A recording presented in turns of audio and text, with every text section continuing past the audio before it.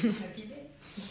No, it's regarding teaching because I saw that Yoga Alliance is now allowing teacher training virtually. Before it was just for a time period because of the COVID, and now they want to go with the new age. So okay, whatever, that's the world. We cannot do much.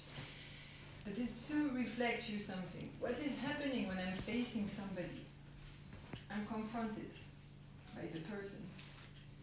If I say something and I hurt you, and you cry, I cannot pretend I didn't say anything. I cannot just beep, sorry, the connection is bad, I don't see you, my Zoom is too fucked up. And this is what is going to happen. The virtual world, okay, is a good thing because it allows like now information to travel into another space to people that I don't know. But at the same time, it's what stops confrontation. You're not facing anybody anymore. You can choose what you watch, you can choose what you say. Right now, I choose to put my hair down to look better. I can choose the picture I give of myself. But this is not me. This is a part of me for like what? 2 minutes. And people, they see this and they think, oh, we know Julie. But no, you know 2 minutes of me on that particular day. So the problem of virtual world is that it gives you the impression that you know something that in reality you don't know. And very simple, because it is not facing adaptation. When I'm facing you, I have to adapt constantly. Every word that I say, sometimes you think, oh, that's a good word. Sometimes you think, why does she say this? This is so strange. Sometimes you are hurt, sometimes, and because we are facing each other, we are constantly adapting. And this is life. When you stop to adapt, and you go into only, I'm sending you info, then I can send a lot of fake info, because I always decide when to send it. You understand? So it's important to observe through the perspective of yoga, okay, virtuality is good, because me too, very often, I listen to things like talks or whatever, that they are, okay, it's inspiring, I'm learning things, but at the end I'm always thinking, oh my god, I wish I can meet this person in real. Because what is it for? Right now I'm just receiving. But there is no exchange. The person is not talking to me, it's talking abstractly. You understand? So it's important still that as a human being and as a yogi, that you at least a little bit, again, I asked it a year ago to rebel, but I see nobody's rebelling. So please be a bit more alive and see that it's still face to face. So no, you cannot become a Zoom yoga teacher. This is not possible. It's not working. You have to say no, we are not establishing into this, but we are establishing into a live people teaching. Also, I want to insist, you do not know the danger of it. Which means on Zoom, what I observe is many people, they use virtual because they cannot sit next to somebody. Why? Because they feel too bad within themselves. They are too depressed, too uncomfortable. So it's also the risk to teach to people that they are not ready to be taught, that you don't know where they are. Can they really take your teaching now? You don't know.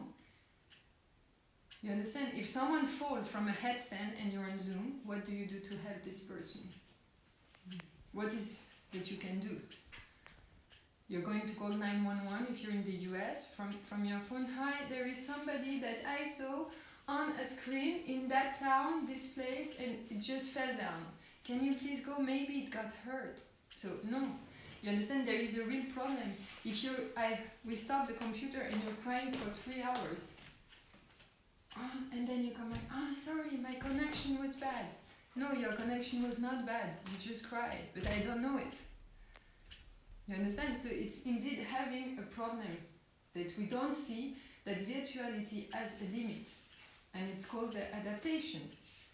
When I see you, that you feel uncomfortable, I can adjust.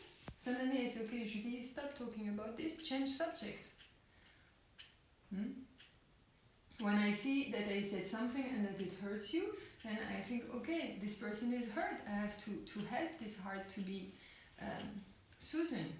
You understand? So this is important. You cannot just play yoga virtually constantly. It is to be understood, okay, for a time period because everybody is locked, but we cannot establish always on meeting people virtually, teaching virtually, making shopping virtually. Okay, so, I mean, are you a computer? Because I have the feeling I'm a human being. I'm not a computer.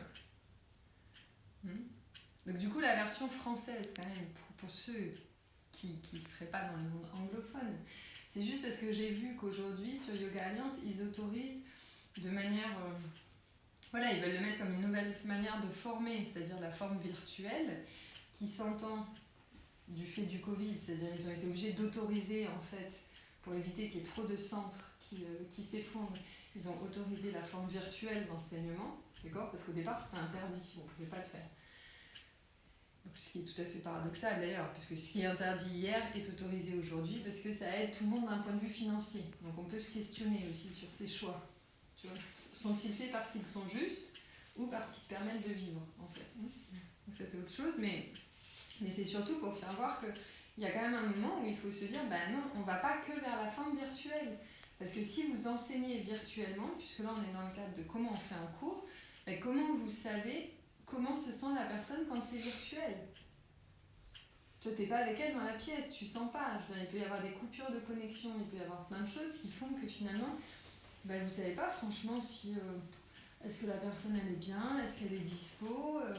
Donc ça peut aussi amener des gens qui sont dans des états dépressifs profonds, qui au lieu d'aller voir un psy, qui leur ferait du bien en fait, parce que c'est son boulot, tu vois, il est compétent pour ça, bah, en fait ils vont faire du yoga pour s'alléger l'esprit. Sauf que peut-être qu'ils ne sont pas prêts à le recevoir. Ça, c'est aussi quand même quelque chose, vous, en tant qu'enseignant, où il faut vous rendre compte, quand vous faites du yoga, ça demande quand même de la stabilité. Vous vous en rendez compte, quoi. Qu'il y a plein de trucs qui remontent en vous. Donc ça demande quand même une racine. C'est pas quelqu'un qui est instable émotionnellement et mentalement qui va au yoga. Quand vous êtes que dans un truc virtuel, que dans un échange virtuel, vous n'avez pas possibilité de savoir, en fait. D'accord ? Ensuite, il y a un autre aspect, c'est que vous n'êtes que émetteur, c'est-à-dire il n'y a pas de récepteur. C'est que tu envoies une info, je t'envoie ce que tu veux, quoi. Donc je suis très bien dans le monde de moi-même, je suis encore omnipotent. Hein ? Parce que c'est ça. C'est moi sur Insta, j'envoie mes photos, je suis contente, je me montre. Voilà, tout le monde me voit et croit me connaître, alors qu'en fait, il y a 2 minutes de mon existence, on ne voit pas grand-chose en réalité. Et surtout, bah, je décide toujours de ce que je montre. Donc comment je suis coiffée, comment je suis habillée, où je me mets. D'accord ? Donc je décide. Donc on n'est que dans le jeu en fait. Il y a pas, vous ne sortez pas de l'ego. Et comme je disais, il y a un autre aspect, c'est que dans la relation humaine, il y a ce qu'on appelle la confrontation. C'est-à-dire vous ne pouvez pas éviter, ignorer l'énergie de quelqu'un qui est blessé par exemple. Quand vous êtes blessé, votre prana, il vibre d'une autre manière. Quand vous êtes content, il vibre d'une autre manière. Quand vous êtes en colère, il vibre d'une autre manière. C'est pour ça que vous voyez bien, parfois vous allez voir quelqu'un, vous êtes parti, vous étiez plutôt en forme. Et en fait, tu reviens, t'es déprimé. Parce que son prana, lui, il était tout dégoûté de sa vie. Toi, t'étais trop bien. Merci pour ce cadeau, je me réjouis. Hein, mais c'est ça, c'est l'interaction, mais qui vient aussi refléter ça. Peut-être, bah tiens, finalement, non, moi je suis bien dans ma vie. En fait, j'étais bien. Puis c'est plutôt, j'ai senti l'énergie de cette personne. Ou au contraire, tiens, cette personne, elle vient me faire refléter quelque chose en moi. Finalement, c'est de toutes ces circonstances où on se rend compte qu'il y a quelque chose qui se passe et qui fait qu'on puisse élever la conscience. Si vous ne rencontrez pas, ça ne fonctionne pas. Entre parenthèses, c'est aussi pour ça qu'il est dit que le yogi, il n'est pas tout seul dans sa montagne toute la journée et qu'il est dans l'interaction sociale. Par contre, il n'est pas dans la vie mondaine, mais il est dans l'interaction sociale, parce que c'est dans cette interaction que vous apprenez. Vous comprenez ? C'est parce qu'il y a des enfants autour que vous pouvez refléter votre propre relation à l'autorité, à l'éducation que vous avez eue, je sais pas, toutes les questions, tous les principes que vous avez. C'est parce qu'il y a d'autres gens autour qui ne vivent pas de la même manière que vous, mais que finalement vous pouvez vous questionner même. Puisque j'ai beaucoup parlé du végétarisme cette fois-ci, ben, ça peut être ça. Est-ce que je suis vraiment végétarien ou pas ? Quand tu es en ville, tu as des kebabs de partout, du coup, voilà, est-ce que vraiment je suis végétarien ou pas ? Donc ça vient, c'est l'alarme cuisine. Oui. qui est du coup végétarienne. Et sadhvique, pleine de clarté. Mais voilà, c'est finalement voir ça, et cette interaction, c'est ce qui fait finalement que vous pouvez enlever ces couches d'illusion du samsara. Je comprends que parce que finalement, hier, à un moment, on a discuté, et quelqu'un a demandé, je ne sais plus, sur... Donc ce samsara, en fait, oui, en fait, il se représente tout le temps. Mais il se représente de quoi? Des interactions. Si vous n'avez pas de circonstances, finalement, il se représente, mais en fait, il reste au même endroit. Alors qu'à chaque fois que tu rencontres quelqu'un, à chaque fois que tu revis une situation, ce samsara se représente. C'est-à-dire, de nouveau, l'illusion naît, et de nouveau, elle a une chance de mourir. Ou de disparaître totalement. Si elle meurt, elle va renaître, puisqu'elle est morte, c'est-à-dire elle s'est incarnée, donc elle va revivre. Mais si finalement elle devient sans racine du tout, en fait elle disparaît, elle ne renaîtra plus. Mais en effet, ça passe par l'interaction avec l'autre. I'm saying because yesterday someone asked about the samsara, how the samsara is dissolving, the cycle of birth and death. And I was saying that illusion is born. Okay? And then with each circumstances, it's born and it dies, it's born and it dies, and so on, till you finally see the illusion, and it doesn't have to die, and it doesn't have to be born, because it just dissolves. But if you don't have circumstances, it never, you understand, the samsara just continues. And the wrong thing is to imagine, actually I have a good story, a yogic story. I have a story right now, we came to it.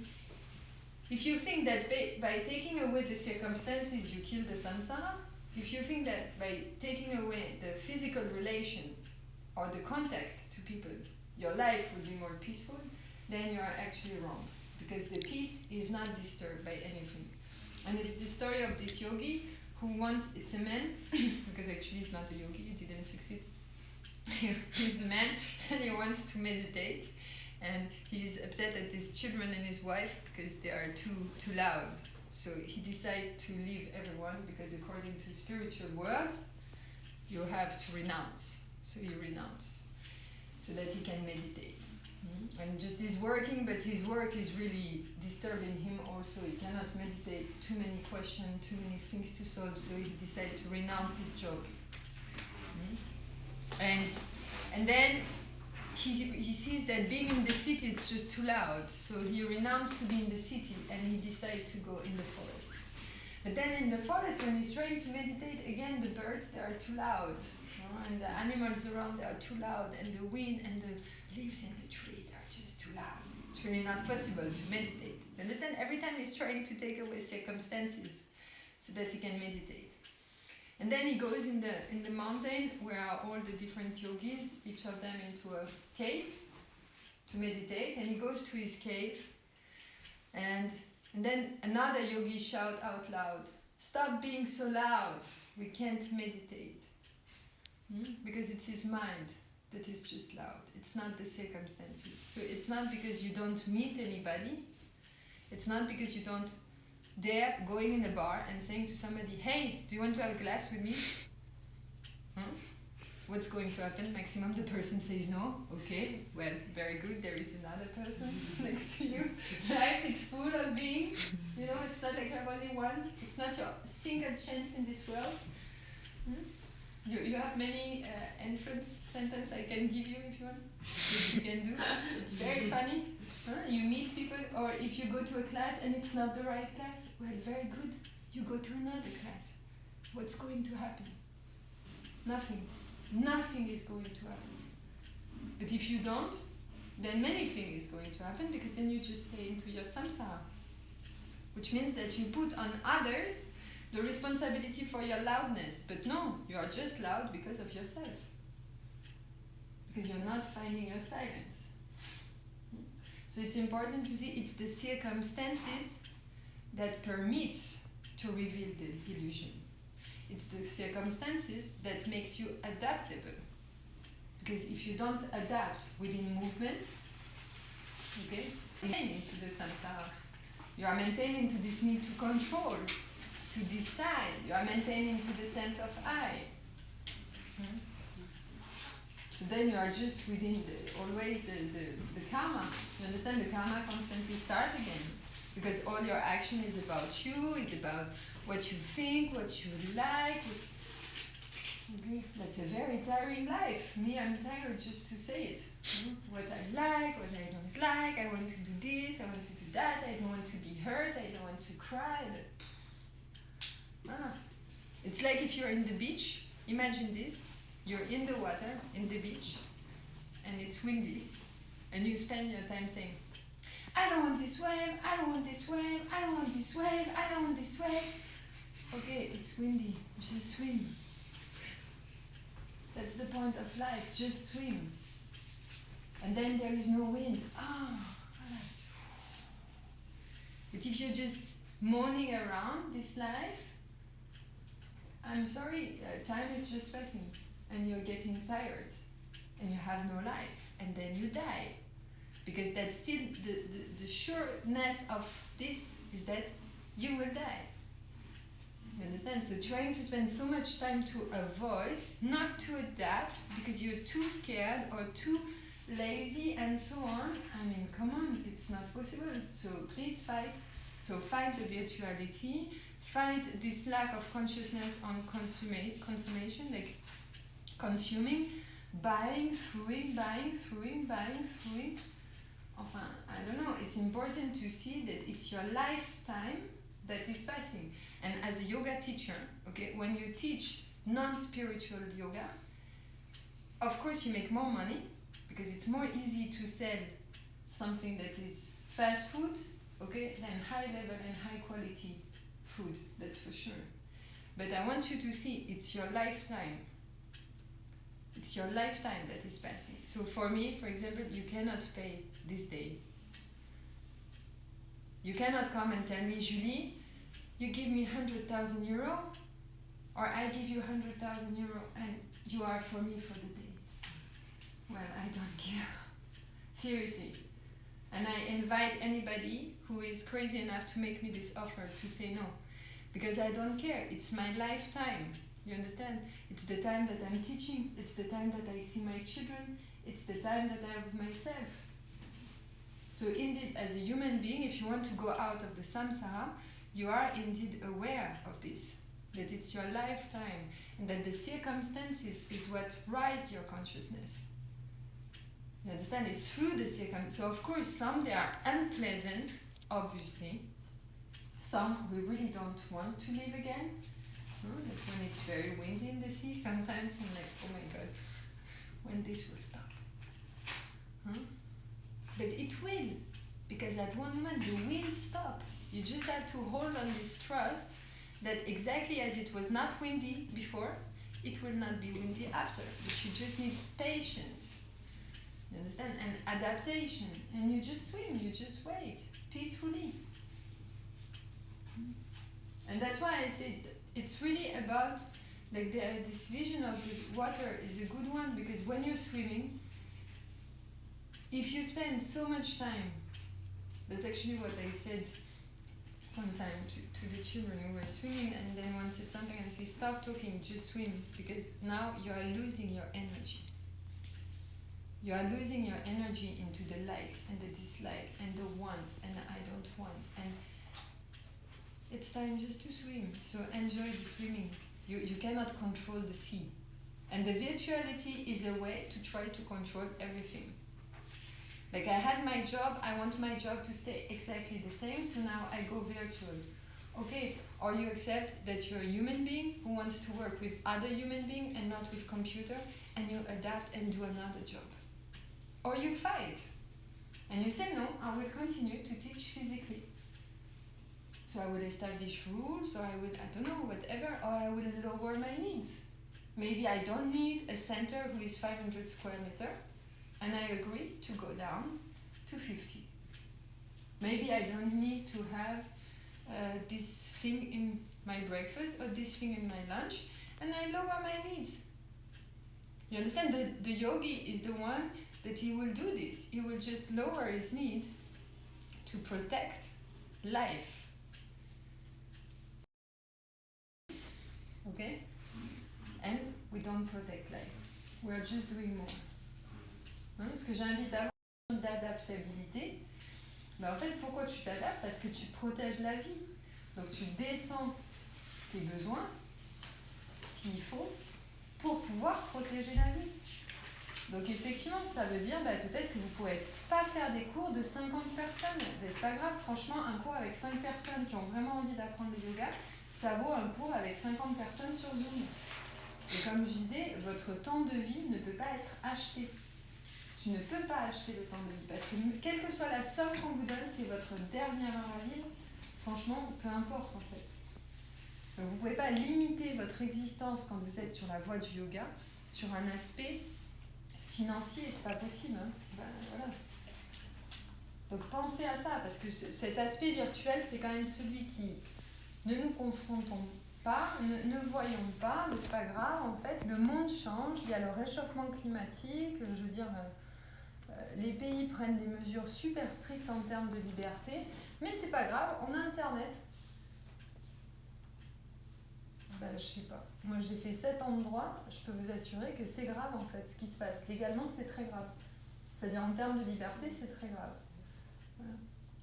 Donc après, qu'ils n'aient pas le choix, que ça passe par là, ou je ne sais pas, enfin, je sais pas, c'est pas une question qui me concerne, donc je laisse quelqu'un d'autre prendre cette décision. Mais en tout cas, c'est grave. Donc la réponse, elle ne peut pas juste être, faisons comme si de rien n'était, en fait. Vous voyez, ça ne marche pas. Vous ne pouvez pas gaspiller de la nourriture quand au même moment, il y a des gens qui crèvent de faim et des enfants qui meurent de faim du fait du réchauffement climatique. Vous ne pouvez pas continuer à mettre la clim, par exemple. C'est pas possible. Il y a un moment où, effectivement, le yogi, c'est celui qui va descendre, rabaisser, réévaluer ses besoins pour protéger la vie. Et effectivement, c'est pas toujours agréable, mais parce que la vie, c'est un mouvement, donc c'est pas toujours agréable. Voilà. Après, elle est là, tu n'en as qu'une, donc de toute façon, tu n'as pas trop le choix. Vous ne pouvez pas les changer. Il n'y a pas de magasin de la vie, il n'y a pas de deuxième chance, entre parenthèses, même si beaucoup comptent sur la réincarnation, ça n'est pas encore prouvé. Donc peut-être compter sur cette vie-là. Vous voyez ce que je veux dire? I'm saying, indeed, life is not always pleasant, but you cannot exchange it. You don't have another shop to buy a new life, and also you have only this life. You don't know how long is this life, so why to not use it? You understand? So this is important just to mention this. And indeed,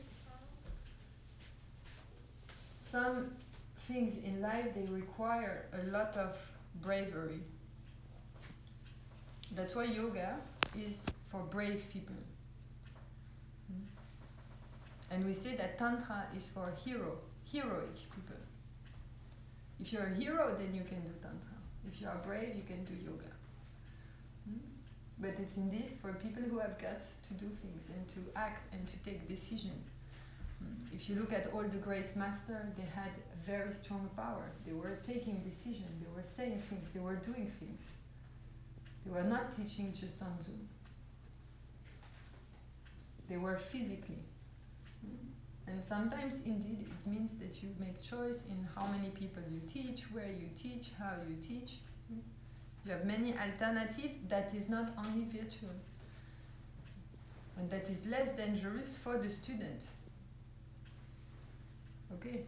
Because this is important. When you are teaching, you need to know how feels the person on the other side. C'est important, ce que je dis quand vous enseignez, c'est important vous de voir et de savoir où est la personne en face de vous. Donc effectivement, il y a d'autres alternatives qui sont d'enseigner avec des groupes plus petits, ou d'enseigner, je sais pas, en extérieur. Le tai chi, par exemple, tu le fais en extérieur toute l'année. Il y a plein de solutions en fait qui se posent, qui ne sont pas toujours de passer par l'écran en fait.